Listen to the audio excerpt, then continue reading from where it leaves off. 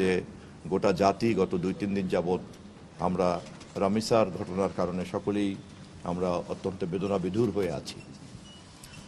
এবং আপনারা দেখেছেন যে জাতির এই রামিসা সহ এই ধরনের শিশু কিশোররা যারা নির্যাতনের শিকার হয়েছে এ পর্যন্ত, তাদের সকলের প্রতি জাতির এই স্নেহ, মায়া, মমতা এবং ঘটনাগুলির প্রতি শোক বেদনা ব্যক্ত করার জন্য মাননীয় প্রধানমন্ত্রী জাতির প্রতিনিধি হিসাবে ওই শোকার্ত এবং সংক্ষুব্ধ পরিবারের পাশে তিনি গিয়ে হাজির হয়েছেন।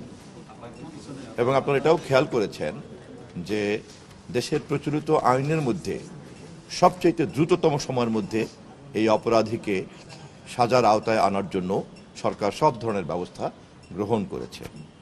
এবং সরকারের পক্ষ থেকে সংশ্লিষ্ট সকলকে, বিশেষ করে সাংবাদিক ভাইদেরকেও ধন্যবাদ জানাই যে আপনারা সরকারের এই উদ্যোগ এবং জনগণের মধ্যে যে এই বিষয়ে ক্ষোভ আছে এটাকে আপনারা যেভাবে জনমত তৈরি করে তুলছেন, আপনাদের জনমতের উপরে ভর করেই আমরা আরও বেশি কার্যকরী আইন তৈরি করতে পারবো যাতে সমাজ থেকে এই ধরনের অপরাধকে আমরা নির্মূল করতে পারি। আর স্যার, বিভিন্ন গ্রাম এলাকায় যে নিবন্ধনহীন মাদ্রাসা বা স্কুল তৈরি হচ্ছে, এগুলোর বিষয়ে কোনো পদক্ষেপ নেবেন কিনা শিক্ষা ব্যবস্থাকে? যে কোনো শিক্ষা প্রতিষ্ঠানের প্রসার আমাদের জন্য ভালো, তবে তা যাতে আমাদের নির্দিষ্ট কারিকুলামের মধ্যে এবং সব কিছুর মধ্যে নিয়মকানুন মেনে চলে, শিক্ষামন্ত্রী এবং শিক্ষা মন্ত্রণালয় ইতিমধ্যে এ বিষয়ে কাজ করছে। ধন্যবাদ। একটা প্রশ্ন স্যার, গতকালকে নাসিরউদ্দিন পাটোয়ারির উপর হামলা হয়েছে এবং তিনি মামলা করার জন্য থানায় গিয়েছেন, দীর্ঘ সময় মামলা নেয়নি, পরবর্তীতে থানায়ও হামলা হয়েছে। যে আলোচনাটা হচ্ছে যে মত প্রকাশ করার জন্য কিংবা সরকারের সমালোচনা করার জন্যই তার উপর হামলাটা হয়েছে।